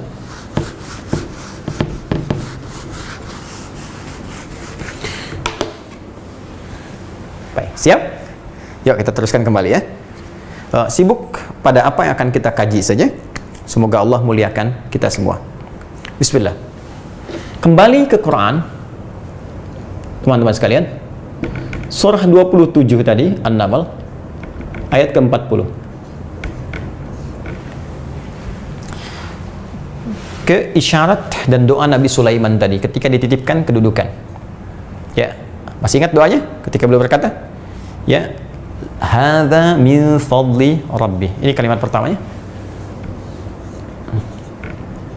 Satu, hadza min fadli rabbi. Ya, biasanya kalau di Arab itu, ya kadang-kadang jadi stiker tuh. Ya, kalau ada orang mendapatkan kedudukan atau baru diangkat sumpah jabatan atau apapun dengan segala sifatnya, ini kalimat ini suka dituliskan. Kadang-kadang jadi stiker di mobilnya, di rumahnya, di bukunya supaya jadi pengingat. Nanti kita pelajari.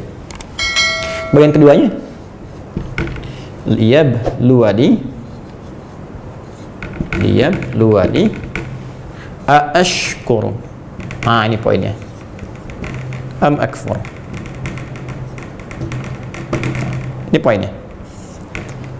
Ashkuru am akfur. Yuk, kita ambil bagian pertamanya. Hadza min fadli Rabbi. Nabi Sulaiman alaihissalam ketika dititipkan oleh Allah kekuasaan yang sangat dahsyat dan ditunjukkan langsung di hadapan beliau bagaimana kekuasaan itu ditampakkan oleh Allah dan pengabulan dari doa yang pernah dipanjatkan. Apa yang disampaikan beliau? Beliau langsung mengatakan di hadapan seluruh orang-orang yang hadir di istananya, bahkan dari kalangan jin, ifrit dan sebagainya, hamba-hamba yang soleh, semua penggawa-penggawa kerajaan dan sebagainya, beliau katakan hadza min fadli Rabbi. Semua ini hanyalah keutamaan yang dititipkan oleh Allah Rabbku kepada aku. Jadi indahnya kedudukan tahta yang ditampakkan langsung di hadapan Nabi Sulaiman, yang digerakkan oleh Allah melalui lisannya dengan perintahnya, yang paling menarik dikembalikan semua itu kepada anugerah Allah. Seakan-akan beliau ingin katakan, hei, semua kedudukan yang tampak ini, aku bisa gerakan ini, awan panggil ini, panggil itu, semua ini hanyalah titipan yang punya sebetulnya Allah. Min fadli Rabbi, ini keutamaan dari Rabbku, yang punya Allah. Aku cuma dititipi saja. Maka rumus pertama, ketika ada anugerah yang Allah berikan kepada Anda berupa kedudukan tertentu, jabatan tertentu, tahta tertentu, maka posisikan semua ini sebagai titipan. Bukan kepemilikan. Titipan. Kalau sudah titipan, sifatnya nitip, pasti terbatas dengan waktu tertentu. Ya kan? Ada keadaan untuk berpisah. Karena itu, ya silahkan cek di dunia ini. Tidak ada yang abadi dari kekuasaan. Ya, di kita pun dibatasi kan, 5 tahun, selesai. Baik ya. Bahkan ada yang berkeinginan misalnya di luar Indonesia ingin mengatakan dan menjadikan kekuasaan langgeng untuk berpisah juga. Kalau bukan dirinya yang berpisah dengan kekuasaan, kekuasaan yang memisahkan diri dari orangnya. Wafat, selesai. Ya kan? Ya, tuntas. Jadi bagian pertama, posisikan kekuasaan, kedudukan sebagai titipan. Kalau seperti ini, itu mengelolanya itu akan lebih mudah. Ya, dan menjadikan itu menjadi suatu hal yang santai. Bukan sesuatu yang menegangkan, tidak penuh dengan tekanan. Tapi kalau merasa memiliki, ini yang repot. Ini yang repot. Ya, jadi ini bagian pertama, bahwa setiap titipan pasti ada waktunya untuk berpisah. Satu. Dan sifat titipan pasti akan dikembalikan kepada yang menitipkan, dimintai pertanggungjawaban. Ini poinnya. Pertanggungjawaban. Mental yang harus dibangun ketika kedudukan, jabatan, kekuasaan mulai dititipkan, sumpah jabatan mulai ditanamkan. Bahkan yang muslim itu pakai Quran loh di atas kepalanya. Itu tidak mudah loh. Hati-hati. Quran diletakkan di atas kepala Anda, disumpah dengan Quran. Hati-hati. Dan Quran itu menjadi saksi. Jangan sampai terjadi disumpah pakai Quran, tapi setelah pakai ada jabatan melanggar Quran sendiri. Ya, itu hati-hati tuh ya. Ya, khususnya bagi seorang muslim, ingat, ajaran yang kita sampaikan ada petunjuk-petunjuk nilai-nilai keislaman. Yang paling menarik, lihat sini. Ketika itu terjadi, selesai kemudian, pelantikan selesai, jabatan sudah dititipkan kepada Anda, maka mental yang harus dibangun ini. Jadikan ini semua, pandang ini semua sebagai titipan Allah. Yang pertama, Anda punya batas waktu menerima titipan ini. Maka manfaatkan batas waktu ini sebaik-baiknya. Agar titipan yang dimaksudkan punya nilai di hadapan Allah Subhanahu wa ta'ala saat Anda pulang, bahkan punya kesan yang baik di hadapan makhluk yang ada di bawah naungan kekuasaan ataupun jabatan yang Anda emban. Ada batasnya. Nanti kita lihat. Yang kedua, ingat betul bahwa itu akan ditanya, nih, pertanggungjawabkan, akan dihisab di hadapan Allah. Hati-hati. Akan ditanya apa yang telah kamu kerjakan. Semakin luas cakupannya, maka semakin banyak kemudian bagian pertanggungjawabannya. Ayo teman-teman, anggota DPR 600 orang. Ya, Anda terpilih. Anda mewakili daerah konstituen Anda, daerah-daerah pilihan sekian ratus ribu. Satu orang bisa melenggang ke Senayan karena terwakili dengan pilihan sekian ratus ribu orang. Itu sekian ratus ribu orang itu bukan sekedar menjadikan Anda terjamin Ya, datang ke Senayan dengan berbagai fasilitas, punya kebanggaan, kedudukan dengan PIN yang Anda tempelkan di jas Anda itu, tapi mereka sekaligus menjadi amanah Anda yang akan dipertanggungjawabkan di hadapan Allah. Setiap satu orang itu menjadi beban Anda yang akan dihisab di hadapan Allah. Silakan. Anda cek siapa pemilih Anda itu. Ya. Bagaimana Anda bisa mewakili suara mereka? Bagaimana mereka menitipkan ya harapan-harapan mereka kepada Anda? Bagaimana mereka mengusulkan harapan-harapan mereka kepada Anda, menginginkan sesuatu dari Anda untuk dibawa, kemudian dikembalikan kepada mereka dalam nilai-nilai kebaikan. Setiap satu orang menjadi tanggung jawab Anda. Ya, karena itu pernah terdengar kisah Umar bin Khattab radhiyallahu taala anhu. Bahkan beliau berkata, kalau ada kambing pun terpeleset satu wilayah tertentu jadi wilayah kekuasaan Umar, maka hisabnya akan berlaku bagiku. Anda bisa bayangkan? Sekarang Anda merasa bebas dari pandangan Allah, merasa nyaman, merasa tenang. Padahal setiap saat kematian mengincar kita untuk membawa apa yang telah kita kerjakan dan pertanggungjawabkan di hadapan Allah Subhanahu wa taala. Maka kita coba merenung baik-baik. Duduk, banyak-banyak istighfar. Dan banyak-banyak mengenal, belajar bagaimana kemudian mendesain segala titipan ini untuk baik di hadapan Allah Subhanahu wa taala. Ya. Nah, karena itu supaya ini punya nilai pertanggungjawabannya ringan, tampil elegan saat di dunia dan bermartabat saat pulang ke akhirat, maka apa konsep yang harus diterapkan untuk menggunakan kekuasaan ini sehingga punya nilai di hadapan Allah dengan batas waktu yang telah ditetapkan tadi? Maka rumus cepatnya dari Nabi Sulaiman alaihissalam, ashkur, apakah bersyukur atau tidak? Syukuri jabatan itu, bukan syukuran. Syukuran itu beda ya. Ya, dan syukuran pun sebetulnya punya kesan yang tadinya positif, cuma kadang-kadang bergeser maknanya. Ya, syukuri. Bagaimana mensyukuri itu? Apa makna syukur? Syukur itu upaya untuk mengungkapkan kebahagiaan atas nikmat yang telah Allah titipkan dengan cara menggunakan nikmat itu pada ketentuan yang telah Allah tetapkan. Ya, upaya mengungkapkan kebahagiaan atas nikmat yang telah Allah titipkan dengan cara menggunakan nikmat itu pada ketentuan yang telah Allah tetapkan. Contoh, saya ingin mensyukuri nikmat pandangan. Allah kasih pandangan yang baik, kan? Allah kasih pandangan yang jelas, yang awas. Dari sini saya ingin syukuri. Maka cara bersyukurnya, gunakan mata ini sesuai fungsi yang telah ditetapkan oleh Allah. Apa kata Allah? Pandang yang baik-baik, jangan pandang yang buruk. Pornografi, porno aksi, hal-hal yang jelek, palingkan pandangan. Ghaddul basar. Kullil mu'minina yaghuddu min absarihim. Katakan pada pria-pria beriman, palingkan pandanganmu dari yang buruk. Maka cara mensyukuri mata ini, gunakan mata memandang yang baik-baik saja. Maka jika ini digunakan, la in syakartum la azidannakum, maka ada keberkahan dalam pandangan ini. Setiap Anda memandang kebaikan, Allah berikan kekuatan sehingga Anda tidak akan lelah memandang nilai kebaikan, tidak lelah memandang Al-Qur'an. Karena ada orang yang baru buka mushaf udah ngantuk, baru buka covernya aja udah terabaikan. Ini artinya ada yang tidak normal di matanya. Mohon maaf. Ya. Tapi kalau kuat Anda memandang pada nilai kebaikan, nanti Allah akan isi, berikan kekuatan. Dan akan lemah memandang hal-hal yang negatif, yang jelek. Demikian syukur dengan lisan, gunakan untuk berkata yang baik-baik. Diam kalau tak ada kosakata yang baik-baik. Diam kalau tak punya pulsa yang baik-baik. Demikian sampai ke ujung kaki, itu syukur. Pun demikian. Kedudukan, jabatan, tahta. Jika Anda ingin syukuri, maka gunakan kedudukan itu, kebijakan itu untuk mengeksekusi nilai-nilai kebaikan yang telah Allah tetapkan. Baik dalam konteks kehidupan kemanusiaan ataupun dalam konteks ibadah. Contoh, Allah mengajarkan sifat adil dan berbuat baik tanpa batas, ihsan. Innallaha ya'muru bil adli. Innallaha ya'muru bil adli wal ihsan. Allah memerintahkan ya untuk berbuat adil dan ihsan. Maka gunakan jabatan kedudukan itu untuk berbuat adil dalam kehidupan. Putusan-putusan yang adil, ketetapan-ketetapan yang adil, yang sesuai dengan dasar-dasar nilai kebaikan. Nah, kita bersyukur tinggal di Indonesia, bahkan punya dasar dari 5 dasar kehidupan berbangsa bernegara. Bukankah sila kedua itu kemanusiaan yang adil dan beradab? Adil sudah masuk di situ. Ya.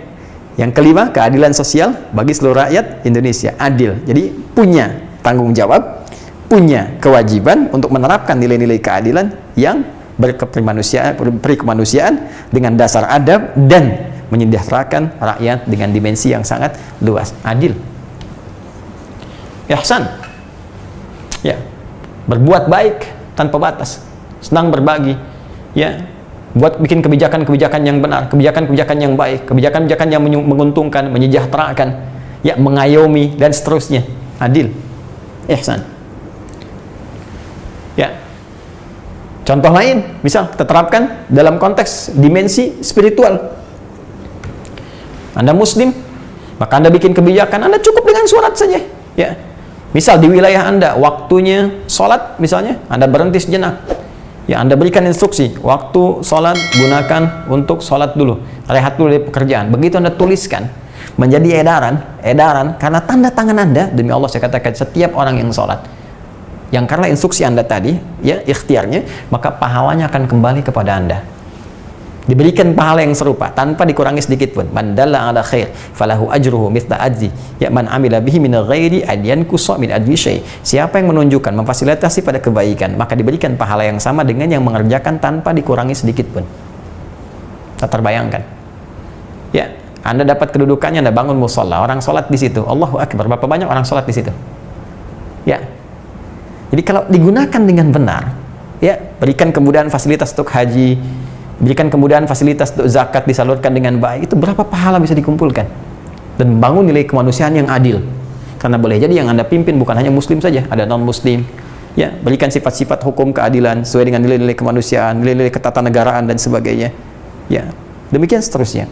Jika ini digunakan dengan baik, termasuk dalam konteks dalam kehidupan di perusahaan, pimpinan yang adil kepada karyawannya, berbuat baik dengan cara yang benar, bikin kebijakan yang betul dan seterusnya, maka ini akan menjadi berkah. Seperti Nabi Sulaiman dimuliakan oleh Allah Subhanahu wa taala dan diberikan nilai-nilai keberkahannya.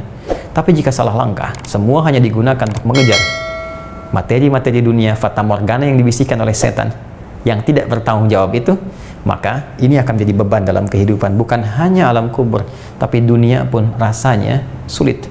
Ya, mau tidur susah, tiap hari kok mikirin itu aja. Ya, berat. Yang dipikirin kekuasaan lagi, kekuasaan. Baru dapat kekuasaan, dan mikir kekuasaan berikutnya, capek hidupnya. Ya, dia tidak tahu bahwa hidupnya pun tidak aman karena diintai pula oleh kematian yang setiap saat bisa mengelilinginya. Karena itu penting nasihat ini untuk dipegang oleh siapapun, kita semua tanpa kecuali, karena ini pesan yang disampaikan langsung oleh pencipta kita Allah Subhanahu wa taala dengan ketentuan-ketentuan yang sudah tetap dan tidak akan berubah. Ya, bagi teman-teman yang sekarang misalnya dalam konteks keindonesiaan ikut konstelasi pemilihan, baik skupnya pilkada ataupun lebih luas lagi, khususnya bagi Anda yang Muslim, ingat betul ini. Jika diamanahi dengan kedudukan, maka gunakan kedudukan dengan cara yang benar, dengan cara yang baik, bersikap adil, ya, berlaku ihsan, gunakan kedudukan sesuai dengan tempatnya, jangan sampai melanggar hukum, dan ingat baik-baik, Anda akan pulang membawa pertanggungjawaban. Jangan sampai meninggalkan kenangan buruk di dunia dan tampilan yang dahsyat saat kembali kepada Allah. Saya kira ini sangat objektif bagi kita semua untuk memperbaiki diri. Ya, dan jangan marah, apalagi kirimkan buzzer untuk menyoal. Ya, tapi saya senang kalau buzzer ikutan ngaji, saya senang. Kalau bisa kita bikin pengajian, buzzer mengaji misalnya, ya. Kan sudah ada Indonesia mengaji, Bekasi mengaji, buzzer mengaji itu belum ada. Tapi nggak ada masalah, saya senang membuka untuk siapapun, karena setiap orang punya peluang untuk berbuat baik. Ya, dan saya mendoakan bagi siapapun, karena setiap orang punya hak untuk menjadi orang baik. Siapa saya bisa menghambat orang untuk berubah? Yang bisa kita lakukan mendorong setiap orang untuk berubah lebih baik di hadapan Allah Subhanahu wa taala. Ya, ini teman-teman sekalian, jadi jangan sampai kemudian nanti ada harta, ada tahta, bahkan berkolaborasi, ini yang bahaya. Bukankah Fir'aun berkolaborasi dengan Qarun? Ini yang paling dahsyat. Ya, kekuasaan yang digunakan pada yang salah di backup oleh pengusaha gelap. Ya, penguasa yang zalim backupnya pengusaha gelap, itu yang bahaya. Karena itu kisah Fir'aun dengan Qarun itu seringkali viral. Ya, dalam Al-Qur'an dibahas di beberapa surat dan sangat populer. Dan nanti pelengkapnya, wah ini yang paling dahsyat. Di belakangnya nanti ada Haman, kita belum bahas penyimpangan ilmu pengetahuan. Ya, ada penyimpangan ilmu pengetahuan, ada penyimpangan tenaga. Jadi singkatnya, dalam konteks tertentu setan akan memanfaatkan selain harta, ada tahta, ada kedudukan yang dia desain langsung untuk membuat seorang hamba menjauh dari Allah atau bahkan memutus hubungannya dengan Allah Subhanahu wa taala. Hati-hati ya, sekali lagi, kalau sudah ada kedudukan, ya, statementnya mulai agak kurang terukur dengan baik atau bahkan langsung bertentangan dengan nilai-nilai yang telah Allah tetapkan, itu segera untuk mengoreksi diri sendiri, berintrospeksi. Hati-hati bagaimana kalau saat mengucapkan itu wafat, saat tanda tangan proyek yang nggak jelas tuh wafat. Jadi kalau Anda di perusahaan tuh ya dikasih proyek yang nggak jelas, terus suruh tanda tangan, hati-hati, bayangkan saat tanda tangan tuh malaikat mengintai Anda wafat saat itu. Apa yang Anda bisa bawa? Ya, belum konsekuensi untuk keluarga. Anda mau korupsi, mikir dulu. Begitu Anda terima, Anda wafat. Belum nanti koreksinya. Ya, belum nanti konsekuensi untuk keluarga Anda. Apa nggak malu kalau anak Anda dihujat, nih bapaknya koruptor, wafat dalam keadaan korupsi? Apa nggak kebayang? Salah apa keluarga Anda, istri Anda, anak Anda? Bahkan bayi yang baru dilahirkan, keturunan Anda harus menanggung beban keburukan yang Anda telah kerjakan. Tobat, teman-teman. Duduk. Ya, saya berharap sesungguhnya semua stakeholder ini bisa duduk sama-sama. Ya, khusus dalam konteks keindonesiaan, ada pesan-pesan kebangsaan yang harus disampaikan. Apa salahnya duduk? Kemudian diskusi, musyawarah, berikan jalan bagaimana menatap Indonesia yang lebih baik. Ya, kemudian bikin peta-petanya, ya, realitanya misalnya rencana pembangunan 5 tahun ke depan, ya, bukan rencana pemilihan 5 tahun ke depan, baru terpilih, pengen mikir 5 tahun lagi, 5 tahun, ya, kapan membangunnya? Ya, kenapa harus ribut melulu? Kenapa harus saling kemudian menjegal dan sebagainya? Duduk saja. Kalau perlu ke depan saya usulkannya tadi, bikin sekolah kepresidenan, sekolah kementerian, jadi jelas tuh yang mau dipilih itu jelas, kualifikasinya jelas, dan sudah saatnya kita merdeka dengan sesungguhnya, kita makmur. Ya, tempat kita luar biasa, Indonesia yang kita cintai, letaknya strategis. Ya, saya coba lihat peta dunia itu, Indonesia itu ada di tengah-tengah. Cuma sekarang aja siapa pemenang dunia diletakkan dia di tengah. Ya, padahal asalnya Indonesia yang di tengah itu. Dan tengah itu sangat strategis. Di Quran bahkan disebutkan wa kadzalika ja'alnakum ummatan wasata, dan demikian kami telah tetapkan Anda jadi umat yang pertengahan. Al-Baqarah ayat 143. Tengah itu strategis, nggak miring kanan, miring kiri. Posisi negara kita tengah-tengah di peta dunia. Ya, saya sedang riset tuh, saya mengembalikan dunia pada tempatnya di peta. Anda bayangkan, pemenang pada saat itu menempatkan dia di tengah. Kalau Anda lihat peta sekarang, Indonesia tuh kiri paling pojok. Tapi kalau dunia yang dikembalikan pada tempatnya, ya potongan dari Asia dan Afrika tuh balik lagi ke sini, sehingga Indonesia ada di tengah. Kemudian dibatasi oleh Samudra Pasifik, baru Amerika di sini. Tengah-tengah itu Indonesia. Dan kita di ekuator tengah-tengah. Bukankah bumi ketika berputar, berotasi itu, dan putaran benda bulat menjadikan semua yang tertanam di dalamnya ada di tengah. Makanya mineral itu ada di kita, potensi di kita semua. Kita ekuator. Ya, karena itu orang tua kita dulu tuh sudah paham dengan itu. Ya, sampai di pasal 33 ayat 3 itu, ya dibenteng itu, bumi, air, dan seterusnya. Ya, dibatasi menjadi milik negara, dan sebesar-besar untuk kepentingan rakyat tuh kita. Ya, saya lihat choke point, ada beberapa yang strategis ya untuk ekspor impor. Ya, itu kita lihat beberapa choke point yang ada dari jalur kelautan, ada selat, ya, ada terusan. Terusan bahkan dibuat ya supaya punya jalur seperti selat. Anda bayangkan terusan Suez, ya, terusan Panama kemudian yang dibikin ya dengan segala dinamikanya. Nah, ini ada selat di dunia, salah satu selat yang paling populer di kita. Ya, Selat Malaka. Bahkan kita punya selat yang lain. Ada Selat Makassar, Selat Sunda, Selat Lombok, dan seterusnya. Itu luar biasa. Potensinya besar. Jadi kalau kita mencoba untuk bangun, kita untuk duduk bersama-sama, semua stakeholdernya berkumpul, merumuskan bagaimana kemakmuran itu bisa diraih. Demi Allah saya katakan, Indonesia punya semua syarat untuk makmur dan menjadi bangsa terdepan yang hebat. Ya, cuma kembali kepada kita. Nah, ini sekali lagi begini agak bersemangat ya untuk taklimnya, karena kurang apa lagi Allah memberikan kepada kita. Wa ayyi ala'i rabbikum tukadziban. Tinggal kita yang duduk merenungkan semua itu, tapi kuncinya adalah kita akan kembali kepada Allah dan kita diminta untuk menuliskan sejarah kita yang paling hebat. Nah, teman-teman, kita kembalikan ke sini. Kemudian setelah ini kita akan bahas kepada yang lebih spesifik. Faktor ketiga, bagaimana seseorang diberikan oleh setan pengaruh sehingga menjauh dari Allah Subhanahu wa taala, sehingga dia lupa, bahkan bukan hanya dirinya, dia membawa orang-orang di sekitarnya untuk menjauh dari Allah Subhanahu wa taala. Selain harta, ada tahta, nanti ada ilmu pengetahuan. Bahkan yang paling dahsyat, selevel ustadz pun atau di atasnya itu bisa terperdaya oleh setan. Alih-alih ia mengajak pada nilai kebaikan, dia bisa menjadi agen yang menjerumuskan pada keburukan. Siapa mereka? Apa ciri-cirinya? Sampai menjadi golongan pertama dihisab yang langsung dilemparkan ke dalam neraka. Kita akan teruskan dan bahas itu pada edisi berikutnya. اللهم تقبل منا إنك أنت السميع العليم وتب علينا إنك أنت التواب الرحيم ربنا آتنا في الدنيا حسنة وفي الآخرة حسنة وقنا عذاب النار اللهم يا الله اللهم وفقنا بما تعلمنا وفقنا لنعمل ما تعلمنا به واجعلنا من أهل القرآن واجعل القرآن صحيبا لنا في الدنيا وشفيعا لنا في الآخرة يا أرحم الراحمين بفضلك سبحان ربك رب العزة عما يصفون وسلام على المرسلين وآخر دعوانا سبحانك اللهم وبحمدك نشهد أن لا إله إلا أنت نستغفرك ونتوب إليك وآخر da'wana alhamdulillahi rabbil alamin. Terima kasih saudara-saudariku, saya mencintai Anda karena Allah. Semoga kita dikumpulkan dalam kebaikan, dalam ridha Allah Subhanahu wa taala. Adi Hidayat. Assalamualaikum warahmatullahi wabarakatuh.